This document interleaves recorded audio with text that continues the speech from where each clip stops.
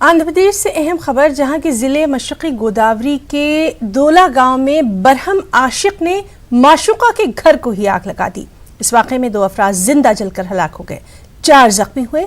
जख्मियों को इलाज के लिए सरकारी अस्पताल मुंतकिल किया गया। ज़राए के मुताबिक नामुराद आशिक उसी गांव की लड़की के साथ मोहब्बत करता था। इब्तिदा में उस लड़की की वालिदा सत्यवती ने अपनी बेटी की शादी उससे करने पर रजामंदी जाहिर की, ताहम लड़के के नामुनासिब किरदार की वजह से मां ने अपना इरादा तर्क कर दिया। कुछ दिनों बाद लड़की की शादी दूसरे लड़के के साथ कर दी गई। बरहम आशिक ने लड़की की मां पर 17 जनवरी को हमला कर दिया। इस हमले की शिकायत पुलिस से की गई। इस दौरान सत्यवती की बड़ी बेटी दुर्गा भवानी अपनी वालिदा की इयादत के लिए घर आई थी।